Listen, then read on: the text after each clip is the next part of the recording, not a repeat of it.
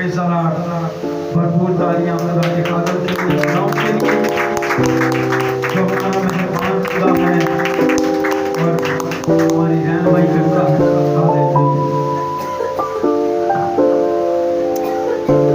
Hallelujah hallelujah hallelujah. यीशु मसीह के बबरकत और कुदरत बड़े नाम में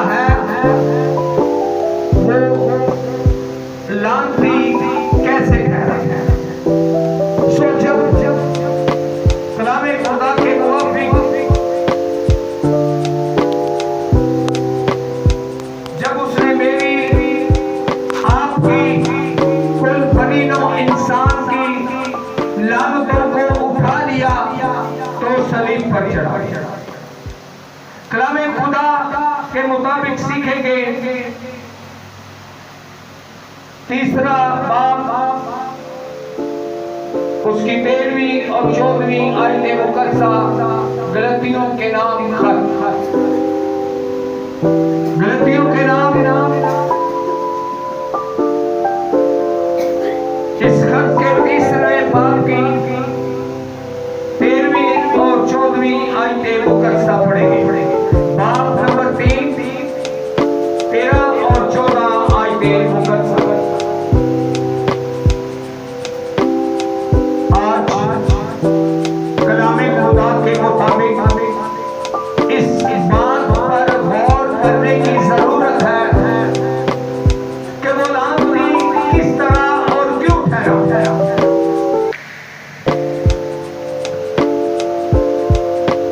मसीह जो हमारे लिए लानती बना, उसने हमें मूल लेकर शरीयत की लानत से छुड़ाया, क्योंकि लिखा है कि जो कोई लकड़ी पर लटकाया गया वो लानती है, ताकि मसीह यीशु में इब्राहिम की बरकत गैर कौमों तक भी पहुंचे और हम ईमान के वसीला से उस रूह को हासिल करें जिसका वादा हुआ। कलामे खुदा के पढ़े और सुने जाने पर खुदावंद की बरकत। कलामे अक़दस के मुताबिक यीशु मसीह हमारे गुनाहों को लेकर यूहन्ना असलबागी की शहादत कलामे खुदा के अंदर मौजूद है। देखो ये खुदा का बंदा है जो जहान के गुनाहों को उठा ले जाता है। Hallelujah hallelujah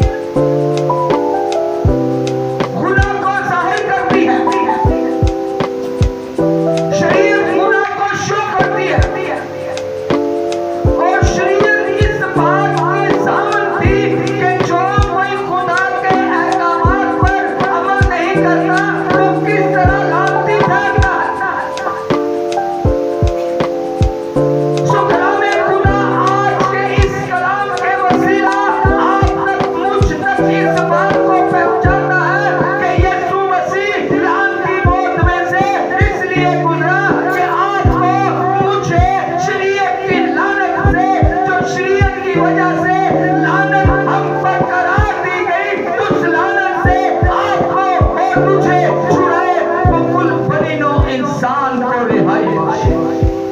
hallelujah, hallelujah. कलामे खुदा इस बात को यूं हमारे सामने रखता है ताकि मसीह यीशु में, ताकि मसीह यीशु में बुजुर्ग मुकद्दस इब्राहिम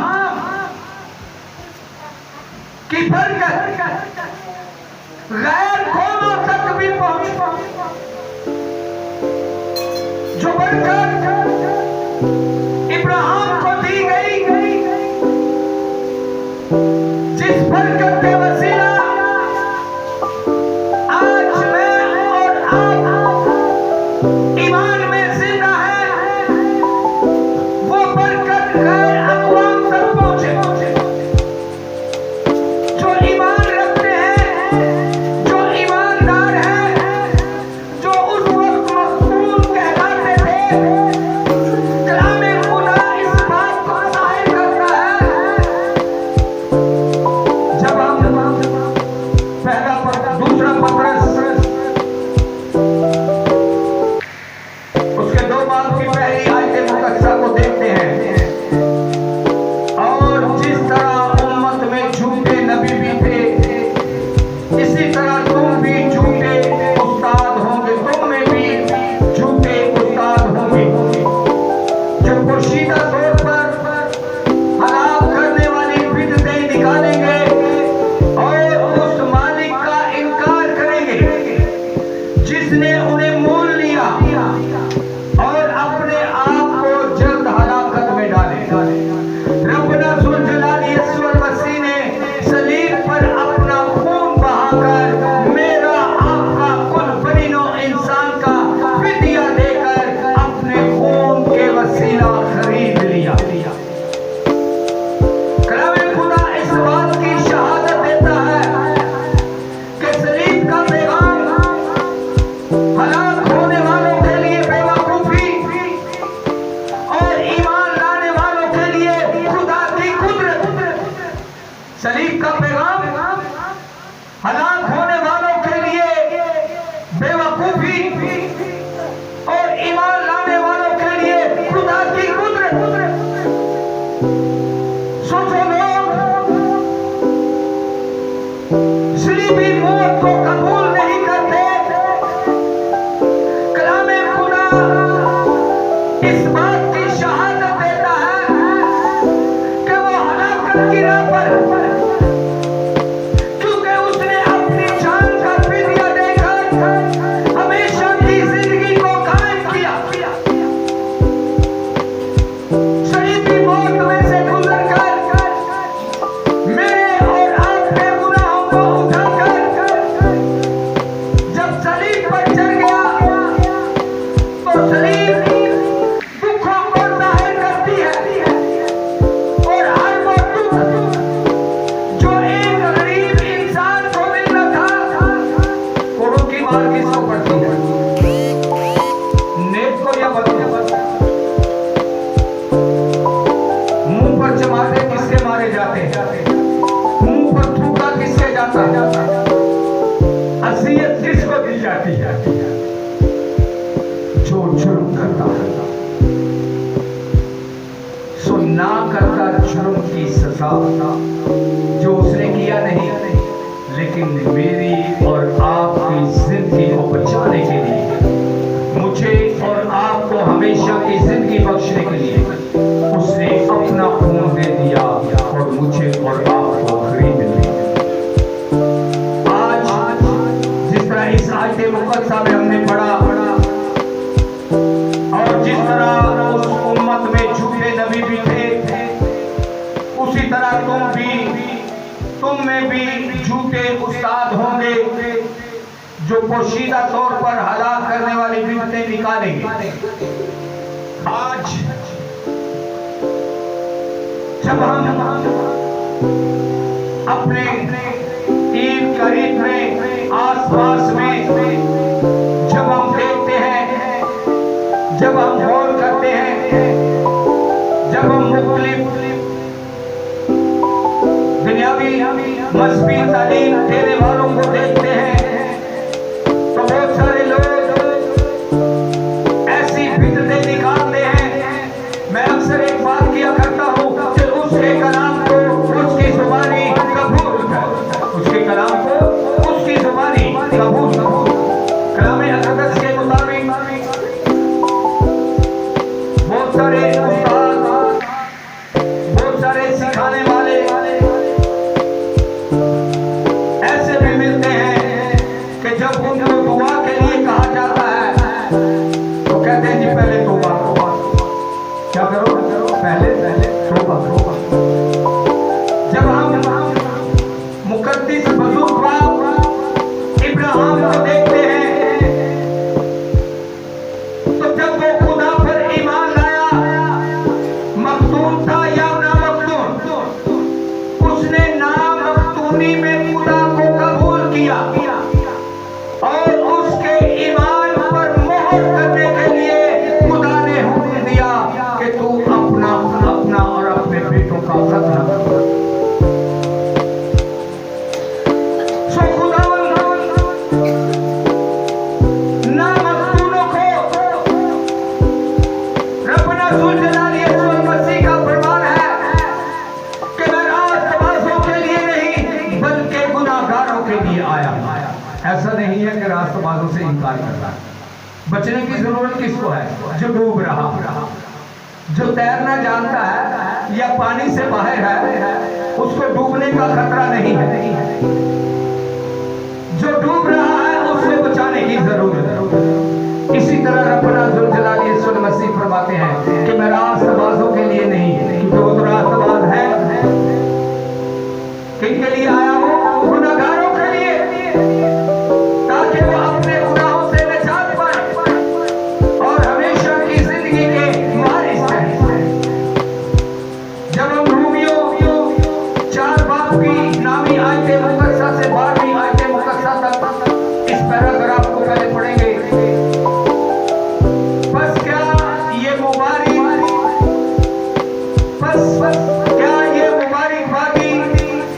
मखलूकों ही के लिए है या ना मखलूकों के लिए भी? क्योंकि हमारा दावा ये है कि इब्राहिम के लिए उसका ईमान रास्तबाजी गिना गया। इब्राहिम के लिए उसका ईमान रास्तबाजी गिना गया, ना के मखलूक होना। उसने ईमान के वसीला पहले रास्तबाजी को हासिल किया, तब वो मखलूक हुआ, तब मखलूकी का हुक्म दिया गया। लेकिन मखलूकी से पहले वो खुदा की कुर्बत में आया, मखलूकी से पहले वो ईमान लाया। आज भी जब कोई भी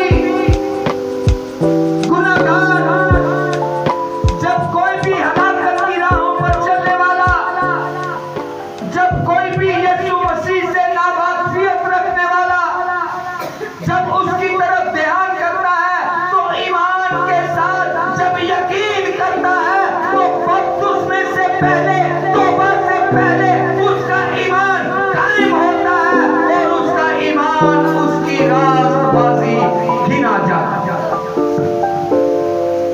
उसको मोहर करने के लिए इकरार करना ईमान से, जुबान से इकरार करना जुबान से और ईमान लाना दिल से, तब बपतिस्मा लिया जाता।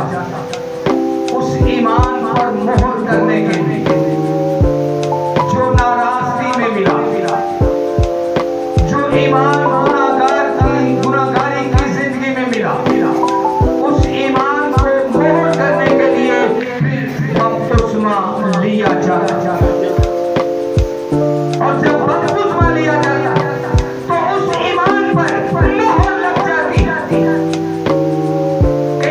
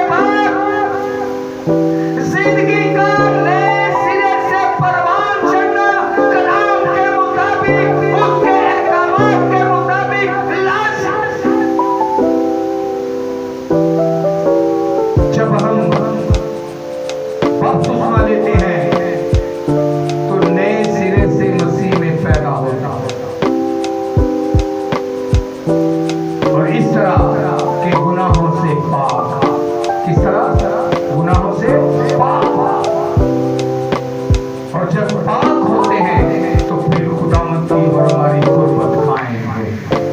Hallelujah, hallelujah. सो कलाम अक़दस के मुताबिक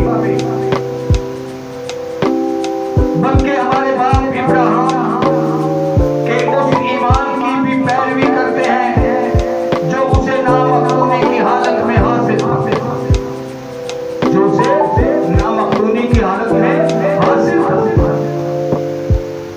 खुदावंद के ज़िंदा और मुक़द्दस पाक कलाम के लिए वक्त उसमें से पहले यीशु मसीह को जानना, उसे पहचानना कि किस तरह मेरे गुनाह मुआफ हुए, किस तरह वो लानत जो शरीयत के वसीला मुझ पर कायम थी, वो लानत किस तरह मुझ पर से टलती है। उसके फिदिया के वसीला, उसके लानती मौत में से गुजरने के बाद, उसके खून बहा देने के बाद, उसके फिदिया देने के बाद वो लानत मुझ में से टल गई, वो लानत मुझ पर से टल गई और उस लानत से, उस पाक और बेऐब खून के वसीला में आप पाक ठहरते हैं। और जब बपतिस्मा लिया जाता है तो नए सिरे से जिंदगी की शुरुआत होती है। देखो, पुरानी चीजें जाती रही, सब नई हो गई। अगर नई नहीं होती, अगर नई नहीं होती तो हम खुदा के कलाम को रद्द करते हैं। जब खुदावंद के ज़िंदा और मुक़द्दस पाक कलाम के वसीला हम खुदा की मर्जी को अपनाते हैं तो उसके कलाम को अमली जामा पहनाते हुए नए सिरे से जिंदगी बसते हैं। कलाम के मुताबिक हम उस ईमान की पैरवी करते हैं जो गुनाह की हालत में यीशु मसीह पर हम ईमान लाए। हम उस ईमान को अपनी जिंदगी में कायम करते हैं। और जब ईमान रास्तबाजी अनायत होती है, जब ईमान के वसीला रास्तबाजी मिलती है तो बपतिस्मा लिया जाता है। जब रास्तबाजी को अपनाते हैं, यहाँ जो कलाम के अंदर हमने इस बात को देखा कि तुम में भी ऐसे उस्ताद होंगे जैसे उम्मतों में झूठे नबी पैदा होते थे, जैसे उम्मतों में झूठे नबी पैदा होते थे, तुम में भी झूठे उस्ताद होंगे। आज बहुत सारे लोग जिंदगी में तब्दीली नहीं, बपतिस्मा दिया गया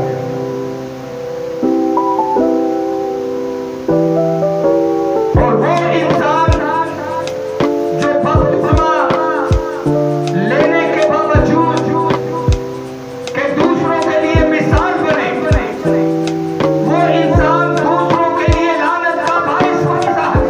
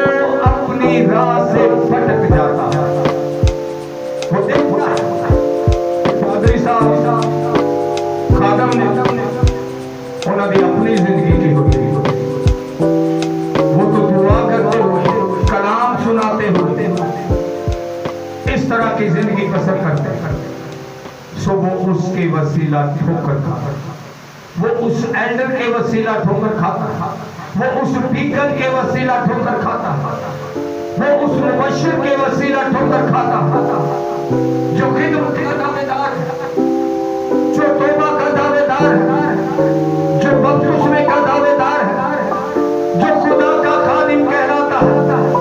लेकिन जब दूसरे लोग उसकी निजी जिंदगी को देखते हैं तो वो हलाकत से बचने की बजाय हलाकत की तरफ गामजन हो जाते हैं। आज आपको नौजवान बेटी बेटों से आप कलाम की बात करें, वो सबसे पहले नहीं हुए,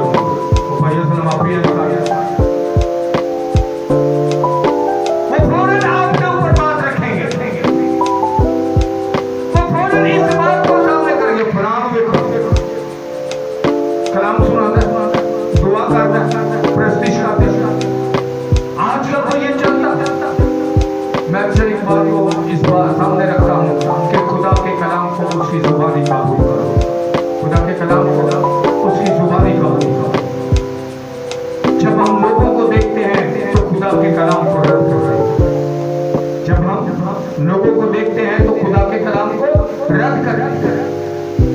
तो जो ईमान गुनाह की हालत में हमने पाया और उसकी रात की बात होने के लिए हमने बपतिस्मा लिया, जब तक नई जिंदगी गुजारते नहीं है, नए सिरे से पैदा नहीं होते, जब तक दूसरों की जिंदगी से हटकर अपनी जिंदगी को नहीं संवारते।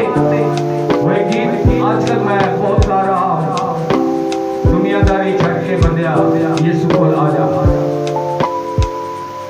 उसमें एक मिसरा है, तेनू अपना बना के यीशु, तेनू अपना बना के यीशु तेरी जिंदगी सवार। और अगर जिंदगी संवरी नहीं है तो समझ ले कि हम यीशु के नहीं हैं। Hallelujah, hallelujah. यीशु का होने के लिए मुझे आपको अपनी जिंदगी को संवारने की जरूरत है। खुदा सबको बता।